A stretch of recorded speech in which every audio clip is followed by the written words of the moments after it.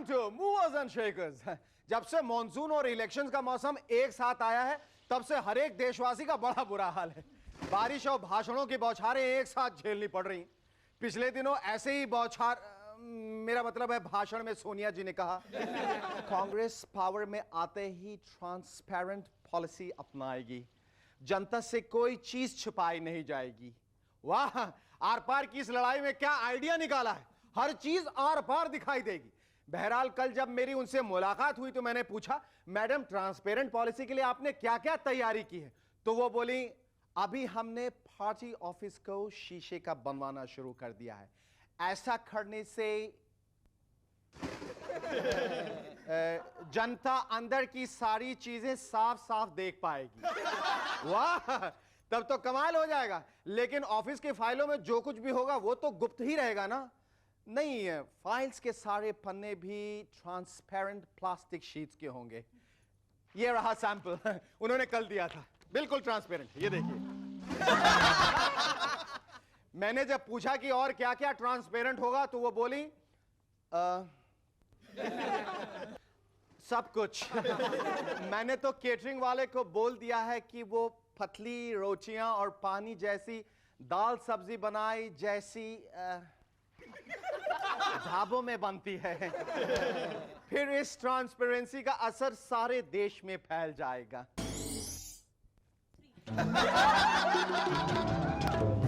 Oh my God, असर तो शुरू भी हो गया। इससे पहले कि बाकी चीजें भी ट्रांसपेरेंट हो जाएं, मैं बता दूं आज के हमारे गेस्ट हैं showman Subhash Ghai and Limca book record holder tabla player Ojas Adiya. But before that, give a large round of transparent applause to Sharuki and the rubber band.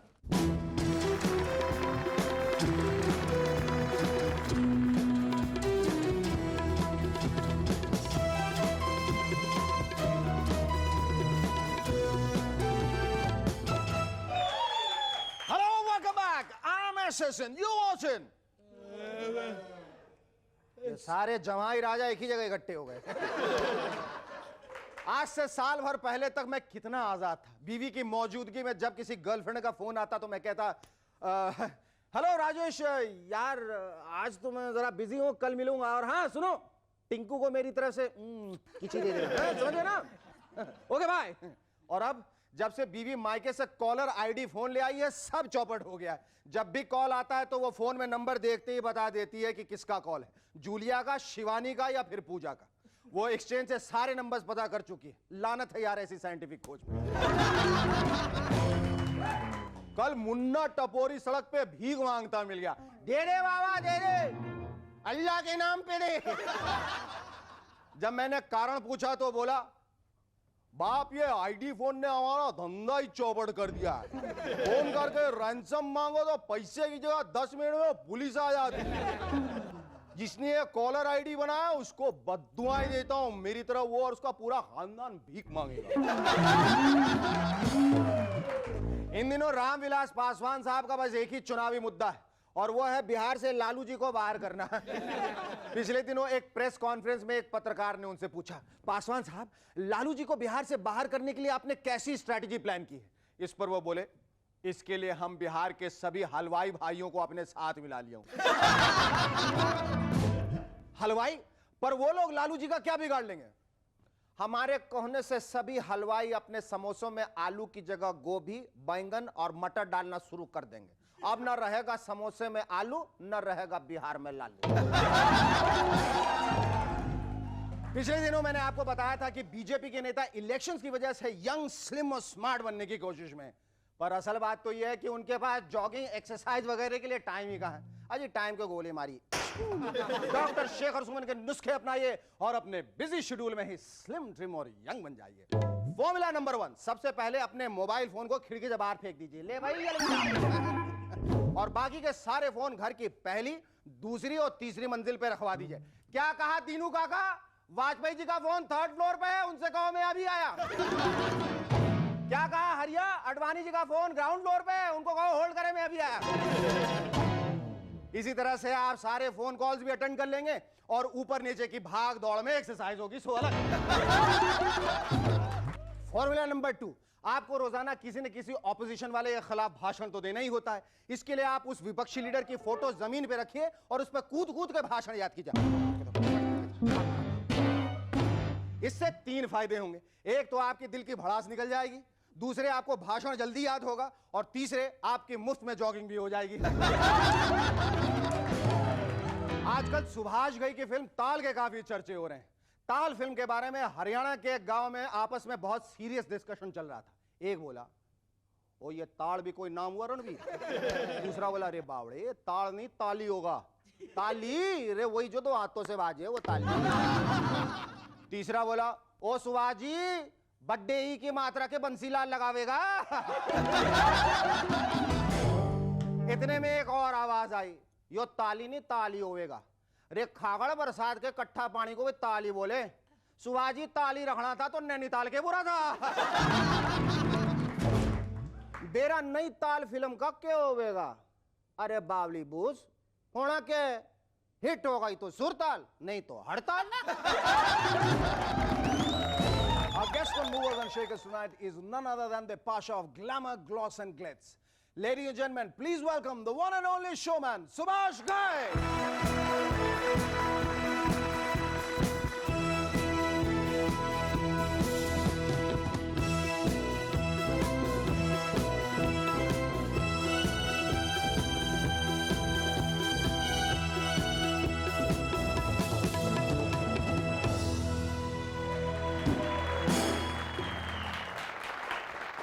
Let me tell you, Subhash, you look terrific in a suit. आप पहनते क्यों नहीं?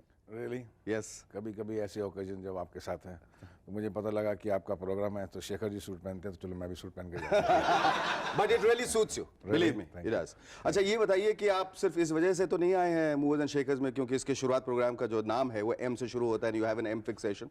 Because it moves you on. That's what I came. Well, I hope it shakes you as well. Yeah. अच्छा Subhash ji, now you are on to your 14th film, right? Well, I'm going to do a little rapid fire with you. Okay. Just name it in 13 seconds, all the 13 films you have made. Kalicharan, Vishwanath, कर्ज, गौतम गोविंदा, क्रोधी, विधाता, hero, Ram Lakhan, सौदागर, मेरी जंग, खलनायक, परदेश, and ताल. Oh, give a big hand in the numbers. Great. अच्छा. And one I missed, Trimurti. Trimurti was not directed by you. It was worth missing. It was worth missing. Let's talk about ताल now. उसके पहले ताल के बारे में बात करें उससे पहले मैंने ऐसा सुना है कि ताल का जो म्यूजिक है, is the most talked about music और I believe कि ताल के म्यूजिक के रिलीज के बाद बाकी जो म्यूजिक कंपनीज वो हड़ताल पे चली गई. All right, this is the new CD of Taal and it's breaking all records. Go for it. It's great music and the first time Subhash Ghai is working with A.R. Rahman. You see, one thing I would like to comment on it. कि music is a huge hit but not कि दूसरी कंपनियां हड़ताल में चली गई because one thing is क्योंकि you see it is very important for us not to compete with others rather to compete with our own work क्योंकि people expect कि अगर सुभाष जी ने ये फिल्म बनाई है तो अगली उससे बेटर होनी चाहिए तो we have to develop our own music in comparison with our previous music right so Taal music में भी यही हुआ कि हम लोगों ने मैंने और रहमान साहब ने और आनंद बख्शी ने बहुत मेहनत की ये सोच के कि ये म्यूजिक में एक बहुत ज़रूरी बात जो चैलेंज था हमारे लिए ये था कि ये पॉपुलर भी होना चाहिए और रिच भी होना चाहिए. Now this Taal is about it's a triangular love story with Manas and Manvi and Vikrant. Yes. This is what the transition. You see, when we youngsters, the girl is from the 20th century, Mansi. Mansi and Manav and Vikrant. Yes. They are 3 people. See, the Manav is how we narrated the characters is Mansi is the girl of 20th century who believe in values and those traditional things. And those conservative kind of thing, but she has to enter under circumstances into 21st century. Vikrant is a guy of 21st century, like all MTV guys. Yes. Right. So when she enters into 21st century and she finds a different world altogether, and how she faces those challenges, but Manav is a character in between, who basically is a man of all centuries. Okay. Because he carries those values, what basic. The way human beings should be. He's the epitome of humanity. So century doesn't matter whether 20th, 21st. आदमी इंसान ही रहता है हमेशा. वो हजारों साल से है और हजारों साल से रहेगी. There's a faith, love. Subhash ji इससे पहले कि हम बातों में आगे बढ़े मैं आपको बताना चाहता हूं there is a very young and very pretty girl who desperately wants to be an actress who's been waiting there in the wings with bated breath to be blessed by Subhash Ghai क्योंकि वो ऐसा समझती है कि अगर एक बार सुभाष जी उसके सर पे हाथ रख दे तो इंडस्ट्री के सारे दरवाजे अपने आप उसके लिए खुल जाएंगे. So if you'd allow me, ladies and gentlemen, please welcome the very curious and very eager to make it the marquee actress, Avani! Hi. अच्छा मैं डायरेक्टर नहीं हूँ इसीलिए मुझे नहीं क्या नाम आपका? अवनी। आपने एक्टिंग सीखी कहीं से? नहीं। एक्टिंग आती है आपको? नहीं। डांस आता है? नहीं। डांस भी नहीं आता? नहीं। डायलॉग बोलने आते हैं? डायलॉग बोलने तो आप एक्ट्रेस बनना चाहती हैं? Very good. एक्ट्रेस मेरा फ्यूचर बहुत काफी ब्राइट है। एक तरह से बन सकती हैं आप। कैसे? ये बनना चाहती हैं आप? हाँ। तो एक काम कीजिए कि आपका नाम क्या है? अवनी ना? अवनी। अवनी से अगर आप अपना नाम मवनी रख लें तो फिर अगर ये रख ले तो फिर इनको कोई नहीं रोक सकता सुभाष जी। अगर एम लग गया मवनी रख लेंगे तो आपको एक्टिंग भी आ जाएगी, आप स्कूल भी हो जाएगा, आपको डांस भी आ जाएगा और डायलॉग बोलने भी आ जाएंगे, करने भी आ जाएंगे। आपको गुप्ता आर्ट से मिल जाएगा, आपको आमिर खान, शाहरुख खान, सलमान खान सब एक साथ मिल जाएंगे।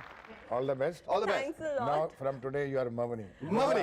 Okay thank you Mavani. आपने अपने पहली फिल्म के प्रीमियर में हमें जरूर बुलाया। Okay all the best. Take care.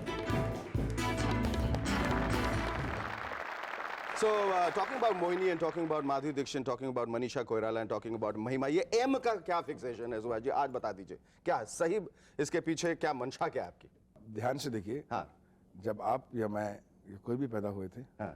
तो हमारा सबसे पहला वर्ड जो हमारे मुंह पे लैंग्वेज से आता है वो आता है माँ।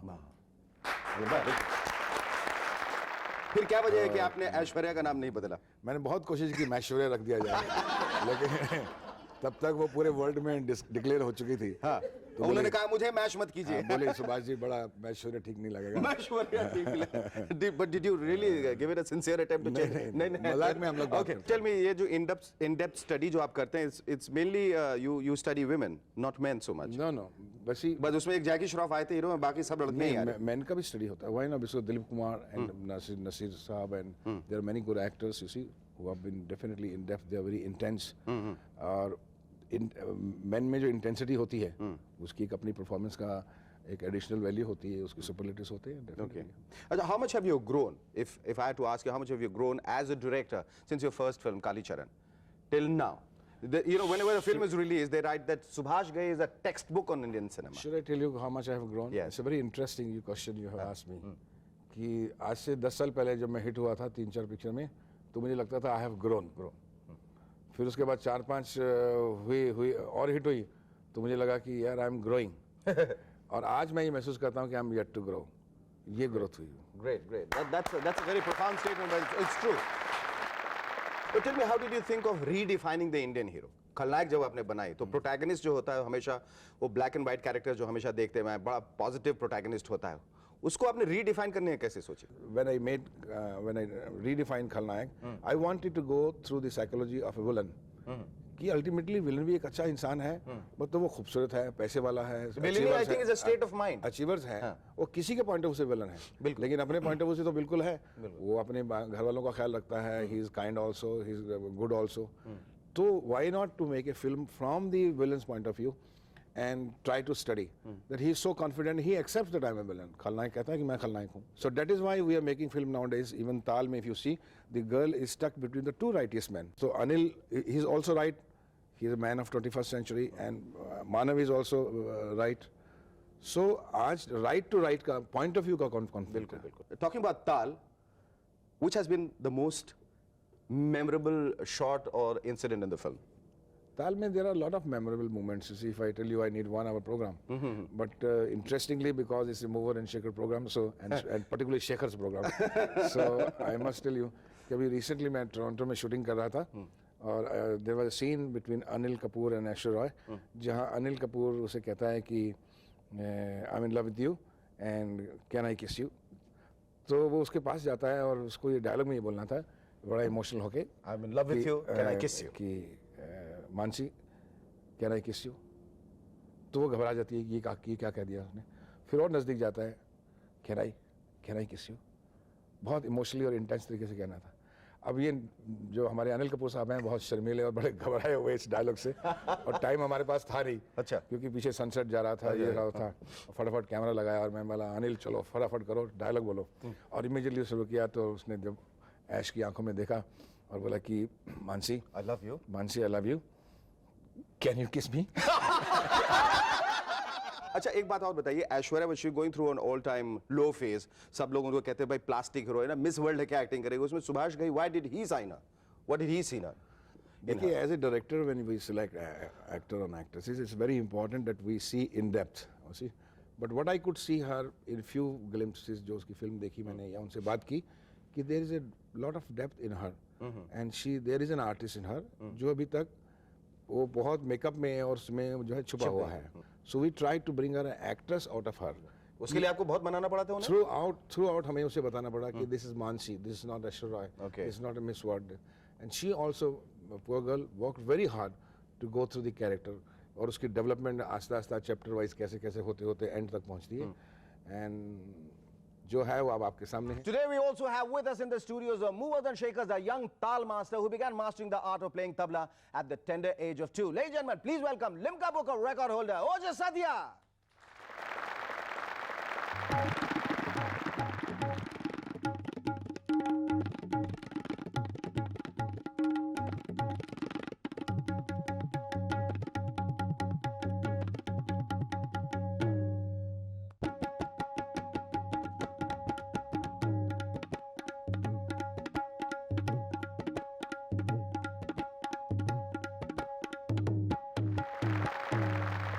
Great, बहुत बढ़िया. बहुत अच्छा बजा.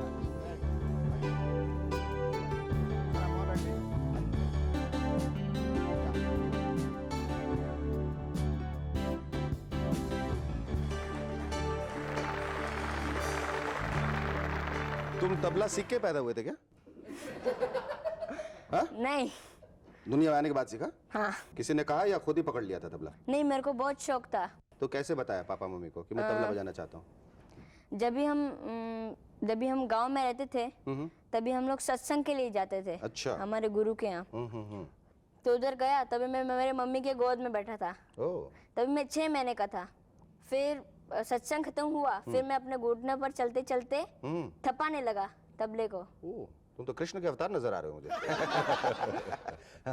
फिर और बढ़ते गया. फिर उसके बाद मेरा 4 साल का था, तभी मैंने फर्स्ट परफॉर्मेंस दिया हमारे गांव में, आकोट में. उसके बाद मेरा लिम्का बुक ऑफ रिकॉर्ड्स में नाम आया. फिर सब छोड़ के इधर आ गए. अच्छा. फिर लिटिल वंडर शो स्टार्ट हुआ. उसमें मैं पहले से ही तबला बजा रहा हूँ. अच्छा. अब तक. तो क्या ऑडियंस की क्या प्रतिक्रिया क्या होती है, रिएक्शन क्या होता है जब तुम बजाते हो? तो क्या आके तुम्हें कॉम्प्लीमेंट देते हैं? तो कभी कभी लास्ट में आते हैं. अच्छा. तो बोलते हैं, अरे इतना छोटा लड़का बहुत ही अच्छी तरह बजाता है. और बड़े बड़े कलाकार नहीं बजा पाते तबला, और इतना छोटा सा बजा लेता है. हाँ, ऐसा भी बोलते हैं. ऐसा बोलते हैं ना? हाँ. अक्सर मैंने देखा जो अच्छे अच्छे कलाकार के नाम पे जो आते हैं तबलची और तबला बजाने वाले, वो फोड़ डालते हैं उसको, तोड़ डालते हैं, बजा नहीं सकते, क्योंकि उन्होंने 2 साल की उम्र से शुरुआत नहीं की और तुमने की, इसलिए तुम चाइल्ड प्रोडिजी बन गए और वो वैसे के वैसे ही रह गए. Thank you, it was lovely talking to you. Thank you very much.